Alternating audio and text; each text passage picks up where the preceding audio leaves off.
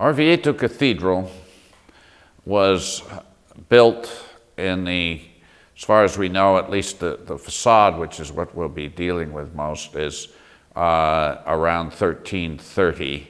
It is Italian Gothic sculpture.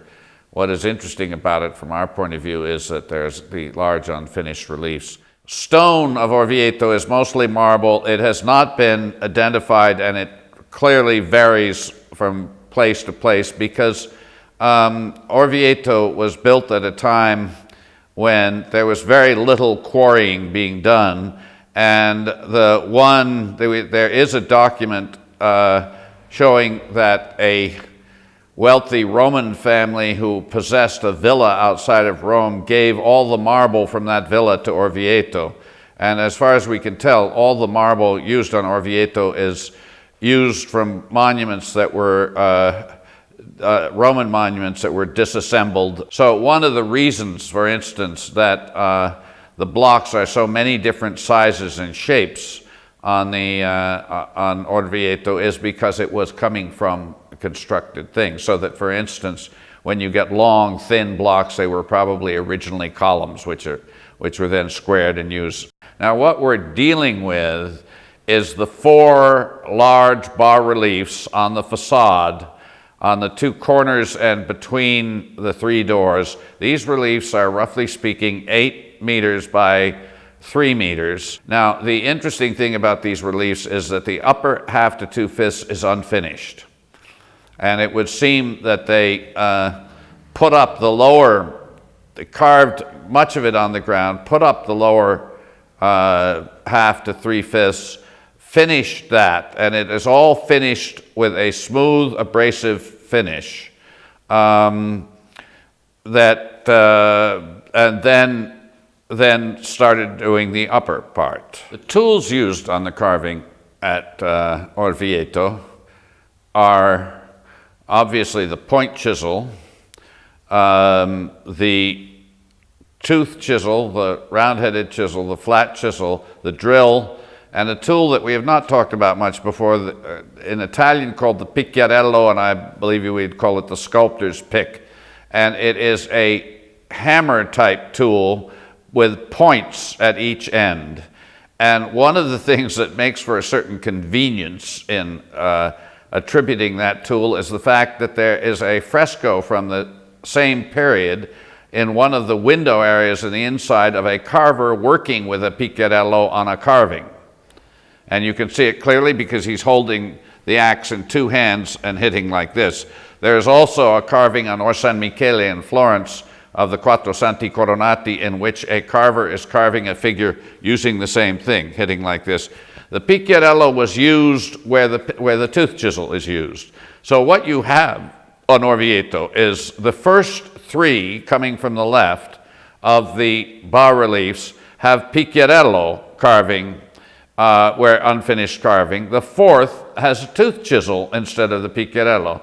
So I think we can assume that we had carvers coming from different traditions who were working there, because the picchiarello is never used on the 4th one, and the tooth chisel is never used on the first 3. A major problem that they had in the fact that they roughed out all of the carvings on the ground and then put them up is pieces that didn't fit together. There is, for instance, on the far left-hand relief, there is a farmer with a pick cutting up the ground, and his right-hand leg extends from the knee on down below onto the next block. And what they've done on the next block is leave it much larger and rougher because they knew that they couldn't finish it and fit it together. There is another place where 2 blocks fit together, and it comes down in a vertical line, and then it's an angel, has its hand out like this, and the block comes down, goes around the fingers, and then down again. So we have to presume that what they were doing is that they had carved them on slightly larger blocks. They had to reduce the size of the block And since this hand went across, they had to cut across around it. We have other areas where the upper half of the head goes from one block to the other block. The head is entire, but the back of it is cut away so that it fits over a space cut into the block above. So they were allowing for a difference there. Then there are a few places where they were clearly having difficulty getting the lines to work together. There's also an interesting example of a tree, because there's a tree in which one side of the tree is carved as a larger tree than the piece on the other block. So they clearly were not totally communicating over this. They did not have or attempt to have an exact measuring system.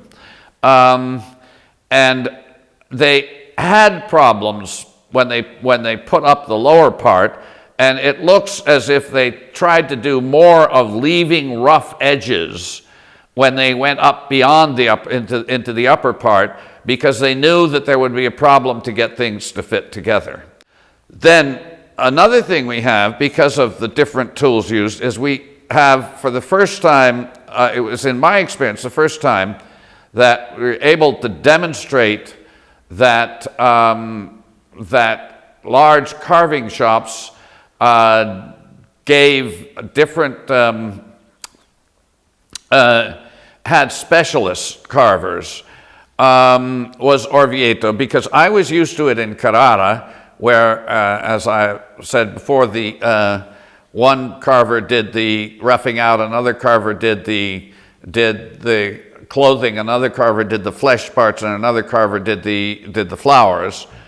In Orvieto, we have in the first three, the flesh is done with a picchiarello, and the fourth one, the flesh is done with a tooth chisel. That is, it's unfinished, and it's clearly unfinished. On the other hand, the hair of all these figures is carefully finished with a flat chisel and some abrasive, and so that even when you have a string of hair coming down across the face, the string of hair is finished and the face around it is unfinished. So it seems absolutely clear that you had specialists doing the hair, a specialist doing the hair, and another one who did the flesh and who didn't have the flesh parts finished. We also have cases of trees and other vegetation forms and leaves, because all the way up the reliefs there are sort of vines and leaves going up and then going across, separating the different scenes from each other. These decorative vines and flowers are finished, and the background around them is not finished, and so they were and the figures around them maybe are unfinished as well. So we have at least two sets of carvers, which may have been the same carver. That is, it may have been the same carver who carved the hair, which is essentially a decorative thing, as the carver who carved the leaves and flowers, and another carver who carved the flesh.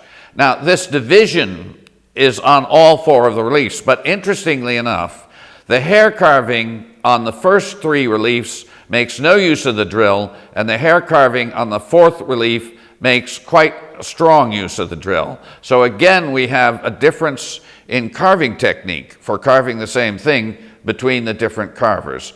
Now, another thing we have, which is interesting to see, is on the wings of some of the angels, the wings being unfinished, we can see that they first carved the outline of the basic shape of the wings in 2 or 3 pieces, and then they carve the feathers of the wings.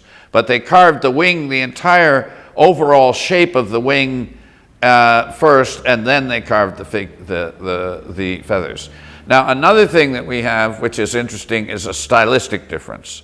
That is to say, the reliefs on the first relief are stylistically different from the reliefs on the lower half of the next 2 major reliefs. And these on the lower half of the next 2 reliefs look like they are a style very close to Giovanni Pisano, and the organization and putting together of the and getting the figures rather closely together is that way.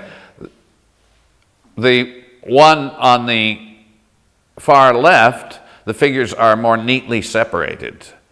And so there are these various things which show us a difference between the carvers, which is both a difference in technique and a difference in style.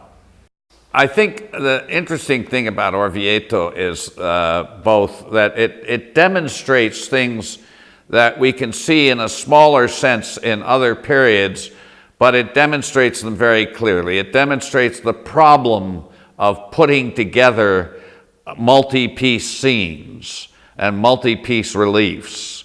It also demonstrates the organization of a large workshop.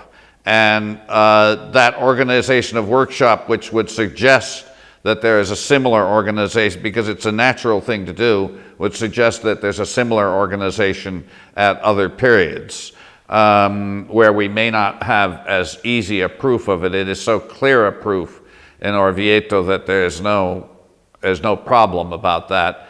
The reliefs at Orvieto are quite important for the history of carving techniques and for our understanding of the history of carving techniques.